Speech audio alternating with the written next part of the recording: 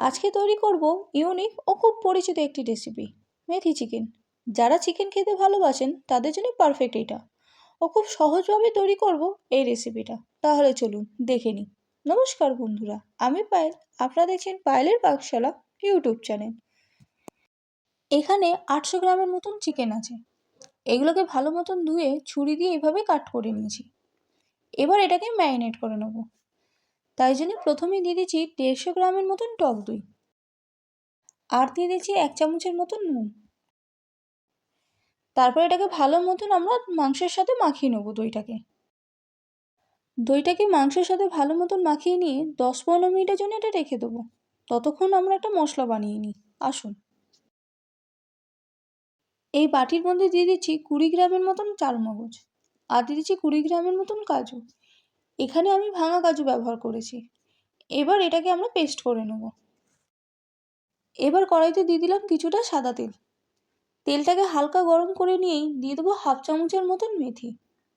মেথিটাকে তেলের সাথে ভালো মতো নাড়াচাড়া করে নেব যতক্ষণ না মেথির কালার আসে।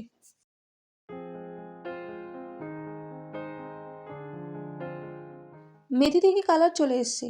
এবার এই মেথিগুলোকে আমরা ধৈর্য ধরে তুলে নেব, একদম গ্যাসের ফ্লেম লোতে রেখে। তারপরে এর মধ্যে দিয়ে দেবো পেঁয়াজ বাটা। এই পেঁয়াজটাকে হালকা গোল্ডেন ব্রাউন করে আমরা ভেজে নেব।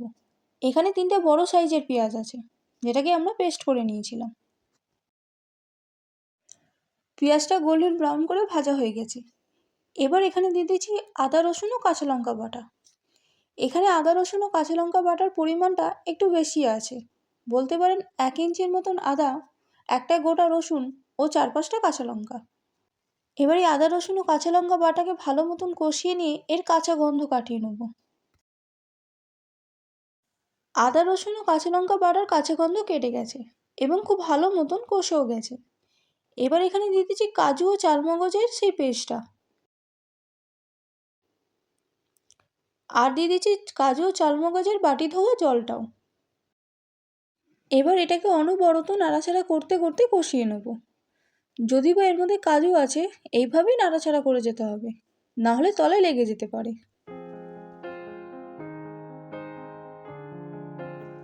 এই দেখুন, সম্পূর্ণ মশলা খুব ভালো মতন কষে গেছে। এবার দিয়ে দেবো ম্যারিনেট করে রাখা সেই মাংসগুলো।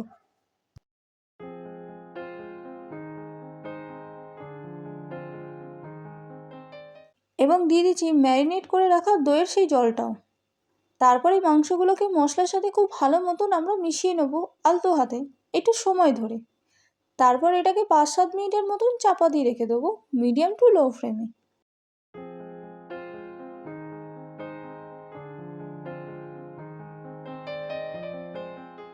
প্রায় 7 মিনিট পর এবার ঢাকনা খুলে দেখে নেব কী অবস্থা। এই দেখুন, মাংস থেকে কি সুন্দর জল ছেড়ে দিয়েছে। এবার এটাকে একটু নাড়াচাড়া করে নিয়েই দিয়ে দেবো পরিমাণ মতো নুন।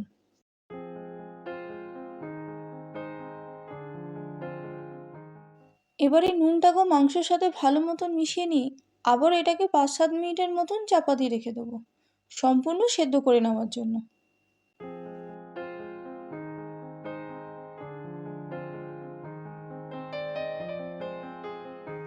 আবারও ঢাকনা খুলে দেখে নিই কী অবস্থা। এই দেখুন, মাংস আমাদের সেদ্ধ হয়ে গেছে এবং মাংসের মধ্যে সেই অবশিষ্ট জলটাও আমাদের শুকিয়ে গেছে। যদি বা এই রান্নার মধ্যে কোনো হলুদ বা গুঁড়ো লঙ্কা চলে না।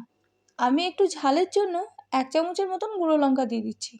আপনারা দিতেও পারেন, আবার যদি মনে করেন নাও দিতে পারেন। এই লঙ্কাটাকেও আমি মাংসের সাথে ভালো মতন মিশিয়ে নেব।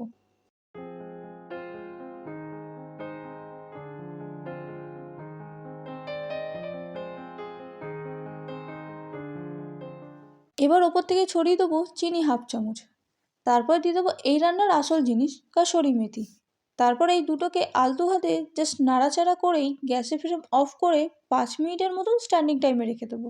তারপর গরম ভাত, রুটি কিংবা পরোটার সাথে এটাকে পরিবেশন করব। এই রেসিপিটা বাড়িতে অবশ্যই একবার ট্রাই করতে পারেন, খেতে অসাধারণ লাগে। আর ভিডিওটি কেমন লাগলো অবশ্যই জানিয়েন। আবারও দেখা হবে আপনাদের সাথে অন্য কোনো রেসিপিতে। ততক্ষণের জন্য আসি। নমস্কার।